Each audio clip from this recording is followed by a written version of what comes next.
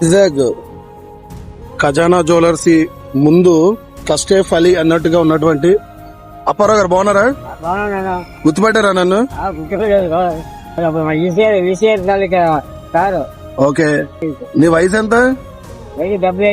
70 సంవత్సరాల నుండి కష్టపడుతూ, ఎందుకంటే చాలా మంది ఈ రోజుల్లో ఎవరో ఒకరు ఏదో ఒకటి తెచ్చిస్తారని చెప్పి నీ వయసు వాళ్ళందరూ కూడా ఫుట్పాత్ల మీద ఎక్కడ పడితే అక్కడ ఉన్నారు. కానీ నువ్వు నేటి ప్రజలు అలాగే పబ్లిక్ కి చాలా ఆదర్శం అప్పారావు గారు.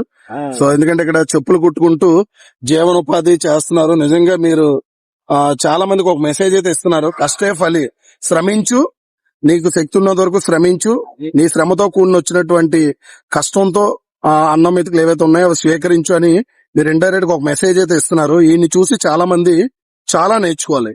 మీకు really big salute sir on behalf of Yuva Seva. జై హింద్.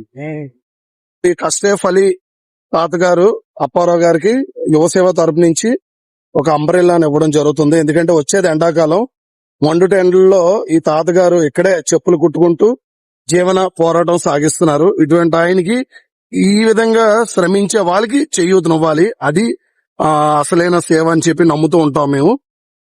మీ యువసేవ తాతగారు.